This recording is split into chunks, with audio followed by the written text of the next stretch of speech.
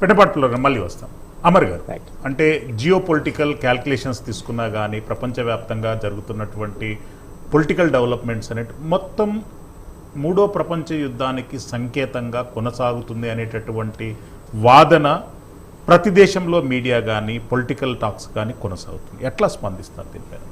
ఈ మధ్యలో మనం చాలా మటుకు ముఖ్యంగా జ్యోతిష్యులు 26లో ప్రపంచ యుద్ధం రాబోతుంది, 27లో రాబోతుంది, ఇంకా చాలామంది ప్రపంచంలో ప్రఖ్యాతి చెందిన జ్యోతిష్యులంతా ఇక యుద్ధం మూడో యుద్ధానికి తెరలేపనుంది. ఇప్పుడే కొంతమంది అయితే ఇప్పుడున్న దాన్ని కూడా ప్రొడక్షన్ చేస్తూ దానికి ఆరంభమే ఇజ్రాయెల్-ఇరాన్ యుద్ధం, అమెరికా దాడులు చేస్తుంది. దీనిలో భాగంగానే అంటే ఇక్కడి నుంచే మొత్తం ప్రపంచాన్ని మొత్తం చుట్టుకుంటుంది. ఒకవైపు చైనా, లేకపోతే రష్యా, లేకపోతే ఇతరత్ర ఇరాన్కు అనుకూలంగా కొన్ని దేశాలు, ఆ తర్వాత తటస్థంగా ఉండే మళ్ళాంటి దేశాలు, అమెరికాకు అనుకూలంగా ఉన్నటువంటి కొన్ని దేశాలు, ఈ మొత్తం బ్రిటన్ కానీ లేకపోతే కొన్ని యూరోప్కు సంబంధించినటువంటి దేశాలు, ఇవన్నీ కూడా అమెరికా వైపు పోతాయి. మొత్తం మీద అంటే ఇప్పుడు యుఎస్ కంట్రీస్ మీద అయితే, అరబ్ కంట్రీస్ మీద ఇప్పుడు ఇరాన్ దాడి చేసిందో, దాడి చేసిన తర్వాత వాళ్ళ పరిస్థితి అంటే గమ్యం లేకుండా ఉంది. ఇరాన్ పరిస్థితి,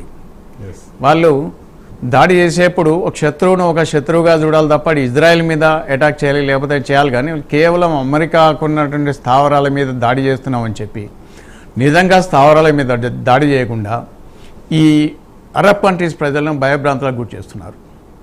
దీనివల్ల ఇన్ని రోజులు ఖమేనీ అంటే ఆయన మరణానికి ముందు కూడా ఇస్లామీ మతం ఆధారంగానే ప్రపంచం నడవాలి, మొత్తం ఇస్లాం మత వ్యాప్తి ప్రపంచంలో మొత్తం జరగాలనేది ఆయన వాదన. దానికోసం ఆయన చాలా సందర్భాల్లో షియా అండ్ సున్నీ రెండు వర్గాలను సమావేశపరిచి మన మధ్యలో ఉన్నటువంటి భేదాభిప్రాయాలు అయితేనే పక్కన పెడదాం, మనం ఈ ప్రపంచాన్ని మనం శాసిద్దాం, ఇస్లాం మతంలోకి మనం ఈ ప్రపంచాన్ని తీసుకుపోదామనే వాదనతోటి ఖమేనీ ప్రయత్నం చేసిండు. అయితే మరి సున్నీలు పక్కన ఉన్నటువంటి అరబ్ కంట్రీలో మెజార్టీ భాగం సున్నీలు ఉన్నారు. ఇప్పుడు ఖతర్ కానీ లేకపోతే దుబాయ్ కానీ ఇంకా వేరే ఈ దేశాల్లో మొత్తం కూడా సున్నీ మతస్థులకు సంబంధించిన వాళ్ళు ఎక్కువ ఉన్నారు, షియా వాళ్ళు తక్కువ ఉన్నారు. అయితే ఒకవైపు నువ్వు ఇస్లాం మతానికి సంబంధించినటువంటి వ్యవస్థను తీసుకురావాలనే దాంతో ఉన్నప్పుడు నువ్వు ఇరాన్ ఈరోజు ఈ ముస్లిం దేశాల మీద దాడి చేయటం అది ఎంతవరకు అని, దీనివల్ల ఇరాన్ కొంచెం దాని సపోర్ట్ను కోల్పోతుంది. అయితే మరి ఇవాళ ఉన్నటువంటి పరిస్థితుల్లో మరి చైనా అంటే ఇరాన్ మీద దాడి చేయడానికి యుఎస్ బేసు వాళ్ళ క్యాంపులన్నీ వీళ్ళు అలౌ చేస్తున్నారు కదా, యమాన్ చేయలేదు, యమాన్ మీద దాడి చేయడం లేదు ఇరాన్.